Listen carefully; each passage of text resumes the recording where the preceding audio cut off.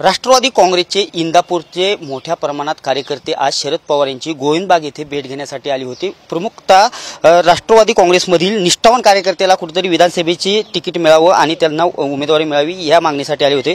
एकंदरीत आपल्यासोबत महारुद्र पाटील आहेत, राष्ट्रवादी काँग्रेसचे कार्याध्यक्ष। पटेल साहेब, काय सांगाल? आज पवार साहेबांची भेट घेतलेली आहे आणि काही दिवसांपासून कुठेतरी हर्षवर्धन पाटील तुतारीमध्ये प्रवेश करणार ह्या चर्चा मोठ्या प्रमाणात होत असताना आज एक तुम्ही पवार साहेबांची भेट घेतलेली, काय सांगाल? गेल्या 2 महिन्यापासून इंदापूर तालुक्यामध्ये वेगवेगळ्या प्रकारचे पोस्टर लागतात। कधी विमानाचं लागतं, तर कधी आदरणीय साहेबांचा फोटो असलेलं, तुतारीचं चिन्ह असलेलं, हर्षवर्धन पाटलांचं फोटो असलेलं पोस्टर इंदापूरमध्ये लागले। त्यामुळे इंदापूर तालुक्यातल्या राष्ट्रवादी काँग्रेस पार्टीच्या पदाधिकाऱ्यामध्ये एक थोडं संभ्रमाचं वातावरण तयार झालं। त्यासाठी आम्ही सर्व इंदापूर तालुक्यातले पदाधिकारी मोठ्या संख्येने साहेबांना भेटण्यासाठी इंदापूर या बारामतीमध्ये आलो होतो आणि आम्ही साहेबांना विनंती केली की पक्षाकडे 6 जणांनी तिकीट मागितले, त्या 6 जणांपैकी कुणाची आपण तिकीट जाहीर करावं, त्यांचे सर्वजण आम्ही कार्यकर्ते त्यांचा प्रचार करू। आणि जे हर्षवर्धन पाटलांचं ह्या गेल्या 2 दिवसामधून तुमच्या माध्यमातून आम्ही ज्या बातम्या पाहतो त्याच्यामध्ये असं दिसून आम्हाला आमचा समज झाला की हर्षवर्धन पाटील राष्ट्रवादी काँग्रेसमध्ये प्रवेश करतात। पण आमचा राष्ट्रवादी काँग्रेस पक्षामध्ये प्रवेश करायला हर्षवर्धन पाटलांना कसल्याही प्रकारचा विरोध नाही। त्यांनी लोकसभेला कालच्या आदरणीय ताईंचं काम विरोधात केलं होतं, तर त्यांनी उद्याच्याला यावं पक्षामध्ये आम्ही त्यांचं स्वागत करू। त्यांनी पुढचं लोकसभेचं आदरणीय ताईंचं काम करावं आणि त्याच्यानंतर विधानसभेचं त्यांनी तिकीट मागावं। आमच्या त्यांना शुभेच्छा आहेत।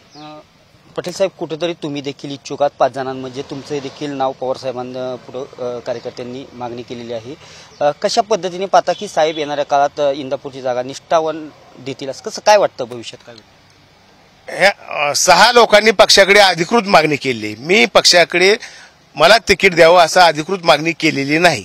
पण ह्या कार्यकर्त्यांच्या माध्यमातून ज्या चर्चा मला ऐकायला मिळतात ते माझं नशीब मोठं, मी नशीबवान आहे। माझं नाव निदान कार्यकर्त्याच्या तोंडून येतं, ही एक नशीबच लागतं आणि ह्याच्यापेक्षा दुसरी काय आपण अपेक्षा ठेवणार? काय सांगाल? आज कार्यकर्त्यांची भेट घेतलेली आहे, कार्यकर्त्याच्या मनामध्ये संभ्रम निर्माण झाला होता प्रचंड आणि गोंधळात होते कार्यकर्ते। सगळ्यांनी मागणी केली की साहेबांना आपण भेटून आपल्या भावना व्यक्त करू। जे काही 6 उमेदवार ज्यांनी पक्षाकडे मागणी केलेली आहे आणि ज्यांनी लोकसभेला काम केलं किंवा आतापर्यंत ताईंसोबत आणि साहेबांसोबत काम करतायत, त्या 6 जणांपैकी कुणालाही उमेदवारी द्यावी, आमचा त्याला विरोध नसणार आहे, अशा प्रकारची भावना व्यक्त करण्यासाठी आम्ही सगळेजण या ठिकाणी आलेले आहे।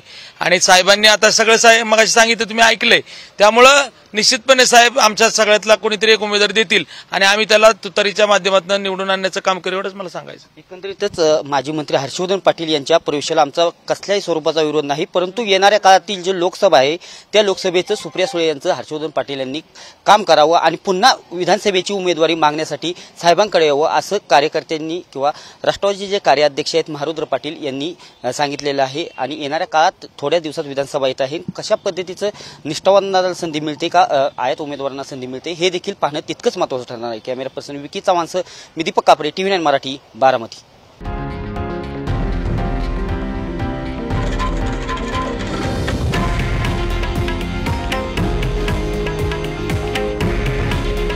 हे आहे देशातील नंबर 1 न्यूज नेटवर्क आणि आपण पाहत आहात TV9 मराठी। काळजी तुमची, हित महाराष्ट्राचं।